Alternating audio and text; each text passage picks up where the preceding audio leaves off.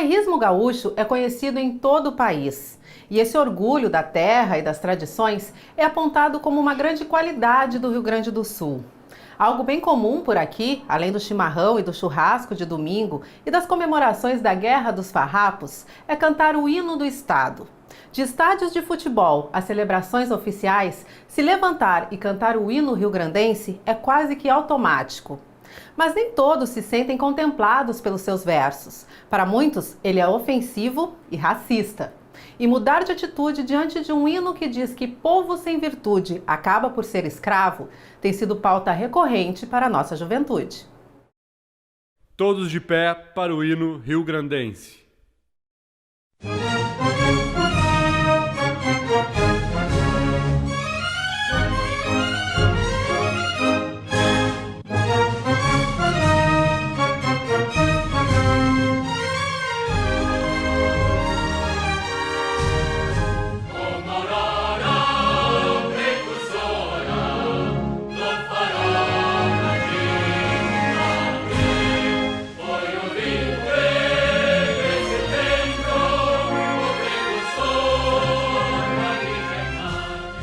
Sabe por que não ficamos de pé?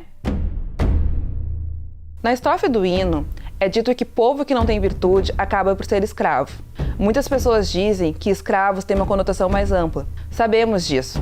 Mas se olharmos o contexto histórico do Brasil, veremos que o único povo escravizado foi o povo negro. E mais, a Revolução Farroupilha foi em parte financiada pela venda de negros escravizados. Também é necessário relembrar o que foi feito com os lanceiros negros, pessoas escravizadas que participaram da guerra com a promessa de liberdade, mas ao final foram enganados e uma parcela foi morta no massacre dos Porongos.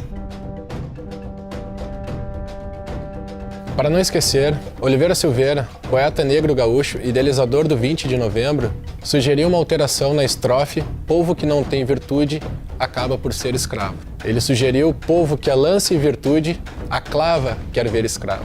Outras lideranças políticas e intelectuais também mostraram seu descontentamento sobre o hino. Isso não é contado, mas não foi esquecido. Para que a manifestação não passasse uma ideia errada, respondemos a nota e publicamos via Facebook.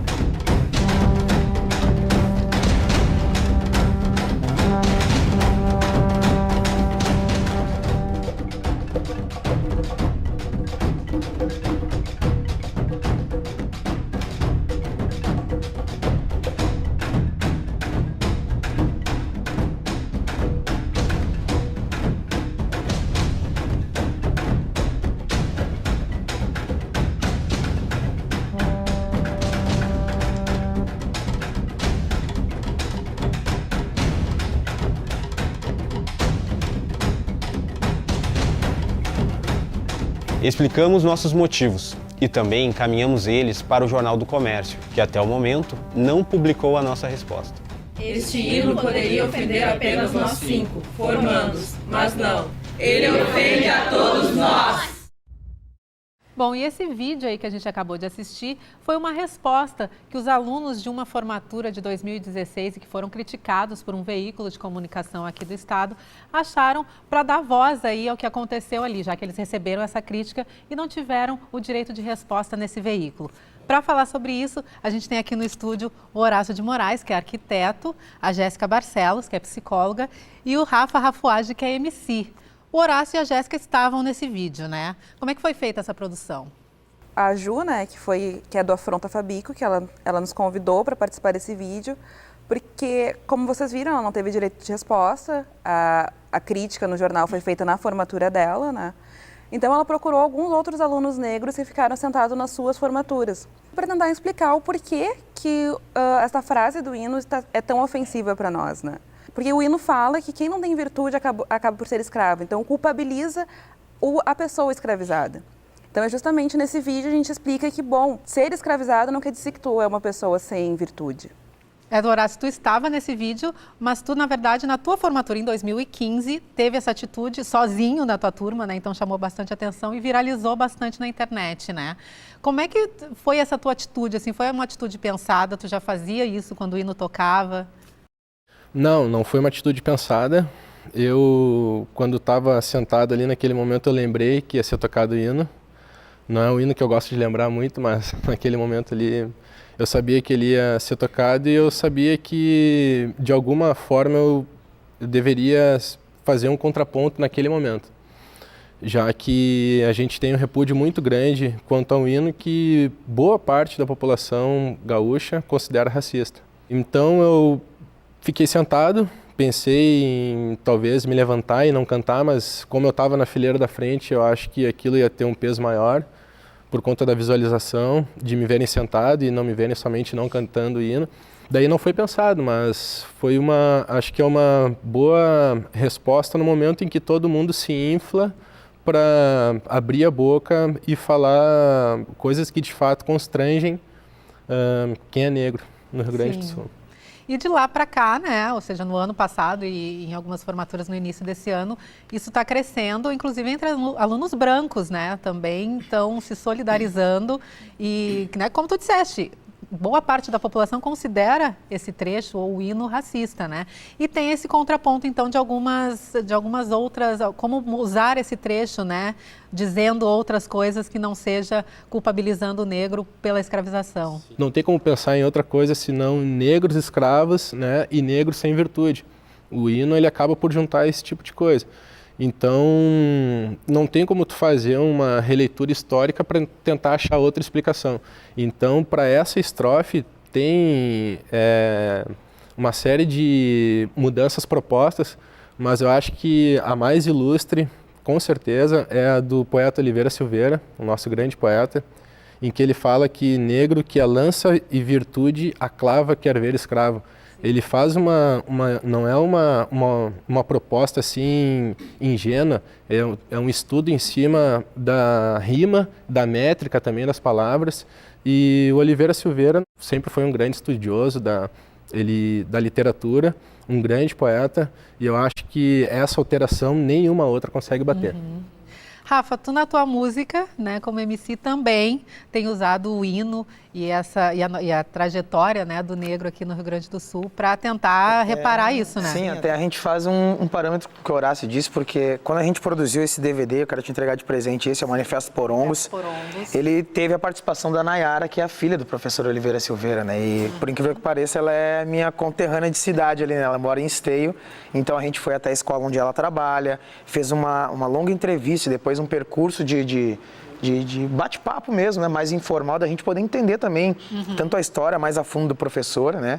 Eu conheci o professor há uns 7 anos atrás, a história do Oliveira, né? E desde lá a gente pautou, então, de buscar estudar como seria também somar nessa luta que, para além do professor, tantos outros negros e negras já fizeram também por onde, né? Então, a gente reescreveu na nossa concepção o hino da história do Rio Grande do Sul, né? E foi... Depois a gente pautou de lançar esse material para dar subsídio aos educadores, né, trabalharem a história do negro nas escolas, porque é algo que a gente não tem, algo que eu não tive na minha infância, na minha juventude. Né? E se vocês me permitirem, eu quero fazer essa releitura aqui, rapidinho. Eu acho que para todos os telespectadores entenderem o que a gente está falando, mas também para vocês já conhecerem, né? É assim: uma história opressora que não fala a verdade. Todo 20 de setembro eles escondem a crueldade. Não clamamos por vingança, mas queremos nossas terras quilombolas e que tenham vergonha e não mascarem a sua guerra. Não mascarem a sua guerra, que vocês tenham vergonha e não mascarem sua guerra. Mas não basta, abraça preto e tira foto do meu lado. Contem que lá em Porongos negros foram dizimados. Não clamamos por vingança, mas queremos nossas terras. E que tenham vergonha e não mascarem a sua guerra. Não mascarem a sua guerra, que vocês tenham vergonha e não mascarem sua guerra. Muito bom, né? Tá bem mais condizente com a verdade. E como é que vocês têm sentido assim a recepção né, dentro do universo acadêmico, por onde tu mostra a tua música, desse alerta, assim, né? Porque muita gente acha que também não se ligou, né? Porque aqui no Rio Grande do Sul a gente canta o hino desde criança e isso é meio que automático para nós, né? Como é que vocês estão vendo essa recepção aí? Esse questionamento, como é que está sendo recebido pela gauchada? Eu acho muito que depende de onde a gente está inserido, assim. Porque eu já tive as duas recepções, assim, de... eu não tinha percebido isso, vocês têm razão, não tem que levantar. A partir de agora eu vou sentar também. Inclusive, uma das minhas colegas, uma menina branca que ficou sentada, ela levantou no hino numa outra formatura que nós estávamos e ela olhou para trás e, tu vai ficar sentada? E eu disse, sim. Isso antes da nossa formatura mesmo. Sim. Quando chegou nessa frase, ela olhou para trás e disse, entendi, e sentou. E a partir desse momento ela começou a ficar sentada. Mas, em contraponto, eu já tive toda uma recepção de... isso é besteira. Olha exagero. Não está falando dos negros. E como o Horácio mesmo disse, assim, que, bom, a gente está falando num contexto brasileiro. Então, quando a gente fala em escravos, a gente vai lembrar do povo negro. E o argumento de, que as pessoas sempre me trazem esse argumento, mas existiram outros povos escravizados além do negro. Na minha visão, tu só piora a situação, porque além de estar ofendendo os povos negros, tu está ofendendo um monte de outros povos. Sim. E é isso, também contextualizar que nós estamos no Brasil e esse hino, ele enaltece uma batalha onde aconteceu o massacre de Porongos, onde tem documentos provando que foi uma traição, onde eles não sabiam o que fazer com aqueles negros que eles prometeram liberdade. Então, quando tu faz um hino que enaltece essa guerra, que fez o que fez com os negros, e ainda coloca uma estrofe assim, tu tá ofendendo, sim, a maioria da população brasileira. Que sim, somos a maioria. É verdade. E contigo, Horácio, tu que foi um dos primeiros, né, e de repente naquele primeiro ano ali acabou sendo o foco, né, dessa discussão. Daí foi amor e ódio. Tinha os que amavam e tinha os que odiavam, né? Não tinha muito meio termo. Mas eu acho que essa é uma discussão que formatura a formatura vem se repetindo e vem aumentando a discussão em torno disso, porque a URGS, que é a universidade onde eu me formei, a Jéssica se formou ali também, e onde a gente tomou essa posição, ela insistentemente continua tocando o hino, coisa que não é muito comum nas universidades botar o hino do Estado, né? Sim.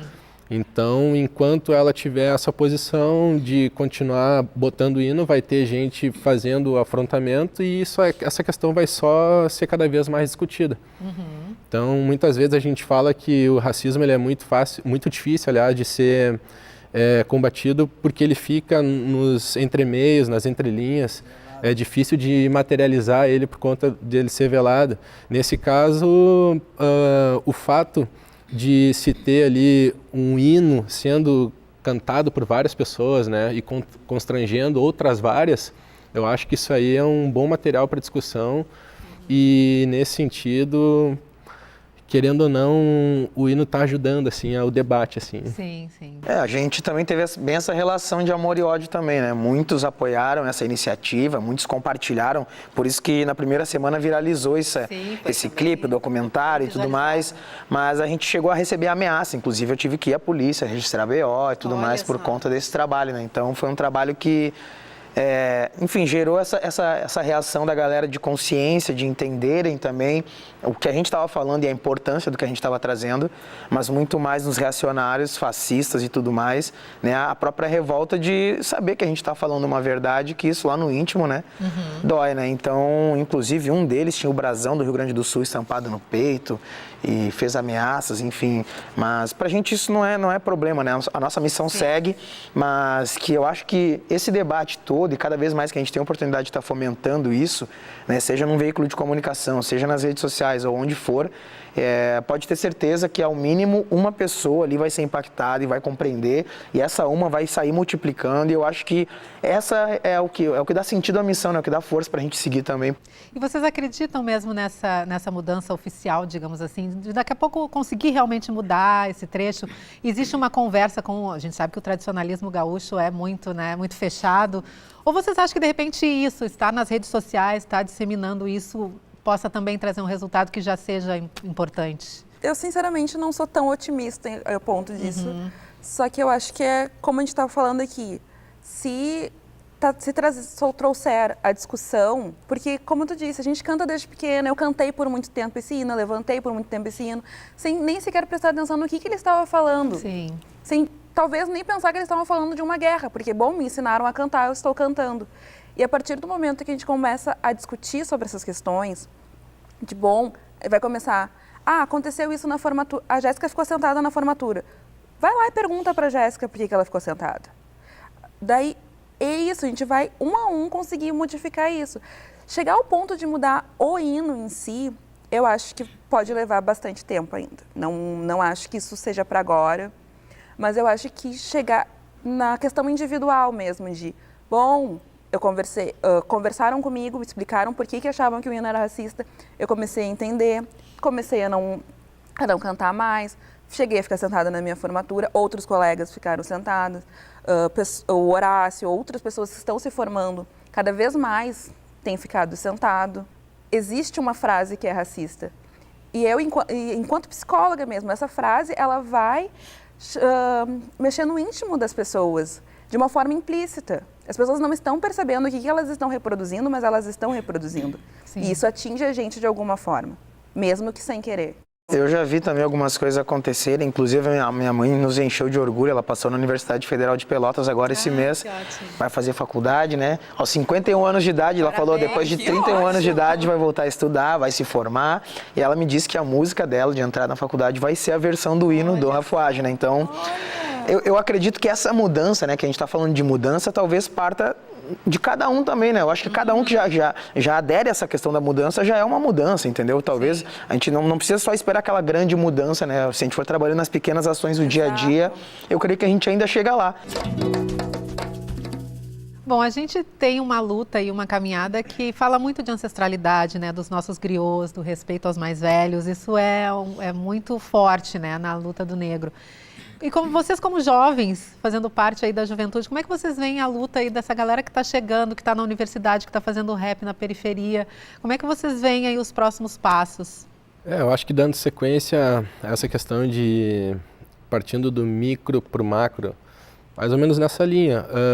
Eu acho que quanto mais a informação vai chegando, mais essas pessoas que ficavam muitas vezes, cada uma no seu canto lá, produzindo a sua arte, ou produzindo seu combate ao racismo, seja lá de que maneira seja expressa,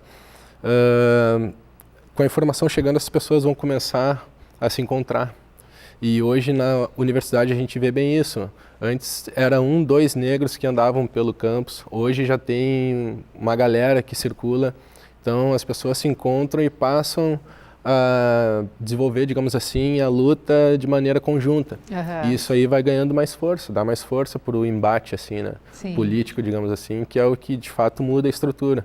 Eu tenho visto vários jovens griots aí hoje em dia, entendeu? Um exemplo tá aqui essa galera aqui, mas amigos de amigos, né, também é uma galera que muitas vezes quando a gente fala em griot, a gente sempre imagina um tiozinho de cabeça branca, né? Mas a gente sabe que, né, o próprio rap, a cultura hip hop trabalha com a palavra, trabalha com a escrita, trabalha com a oralidade e é uma questão que, né, também temos a nossa parte griot, por mais novos que sejamos, mas eu vejo várias pessoas jovens também que estão se empenhando, né, através de informação, de buscar informação, de buscar a verdade, de buscar coisas que não foram passadas na escola, em que talvez, né, a gente sofreu com esse processo, né, de ficar um limbo ali, da gente não ter a informação, né? Tanto é que a Jéssica falou que por muitos anos cantou o hino, sem compreender o que estava falando.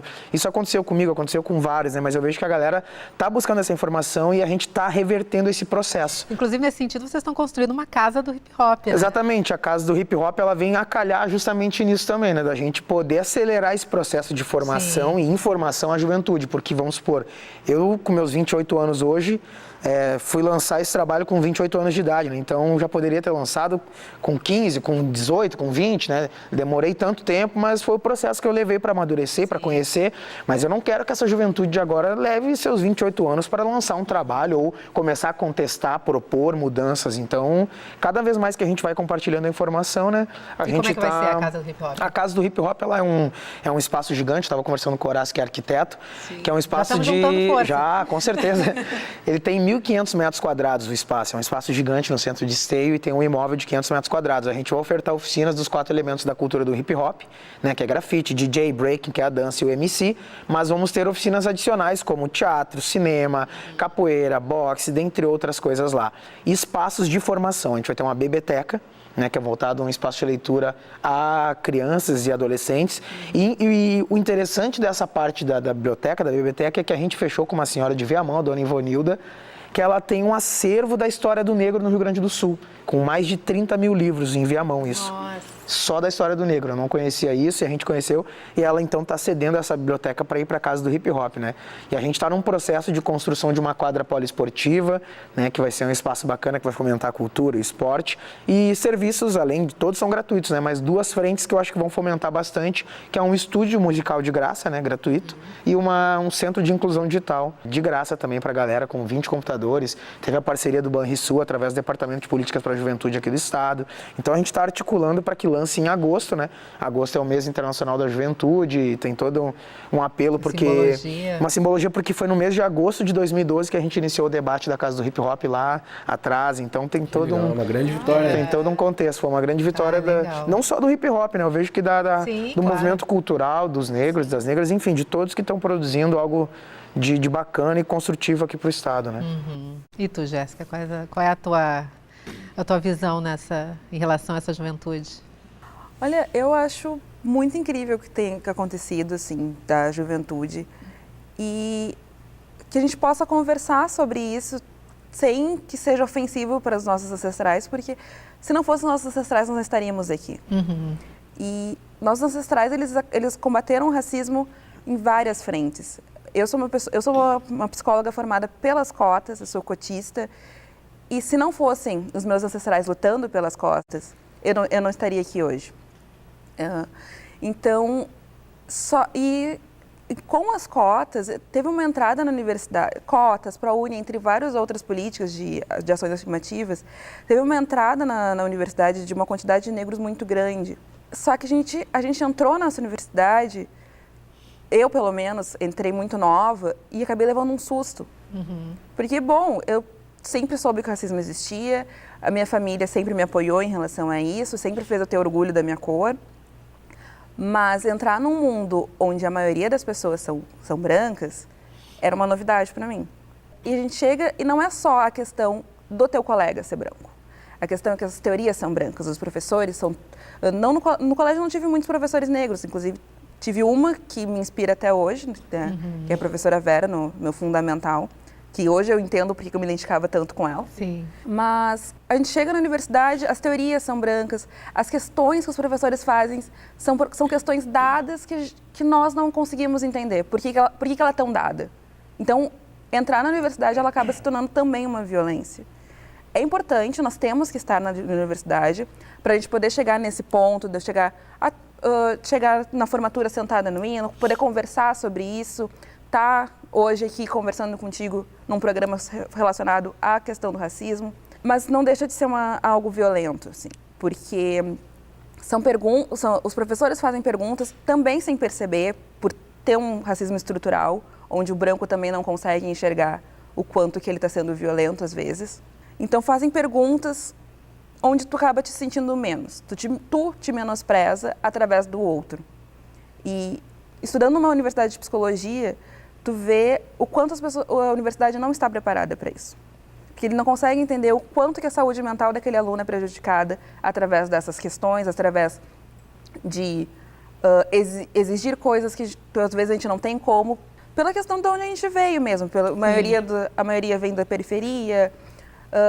Professores não entendem que a gente não tem dinheiro para passagem do ônibus. Geralmente é a primeira geração a estar numa universidade, ou seja, a gente não tem um pai e uma mãe para dizer como é que vai ser lá dentro. Exatamente. O meu pai, ele entrou junto comigo. No mesmo ano que eu entrei, eu, a minha irmã e meu pai entramos no mesmo ano. Em 2009, era o segundo ano das cotas. Então, também tinha pouquíssimos negros dentro da universidade. Sim. E eu acho que tem que valorizar essa juventude que vem vindo, porque eles estão lutando. Teve aquilombamento dentro da universidade, Sim. Teve várias questões para a luta das cotas. Existem organizações dentro da universidade para que os negros consigam se sentir mais acolhidos, entre os alunos mesmo. mesmos. Então, é importante que a gente valorize essa juventude que está aí, e a gente saiba que valorizar a juventude não é esquecer os ancestrais, porque sem os ancestrais a gente não teria feito nada. Então, é importante que a gente valorize nossos pais, nossas mães, nossos avós e nossos ancestrais de forma geral, assim.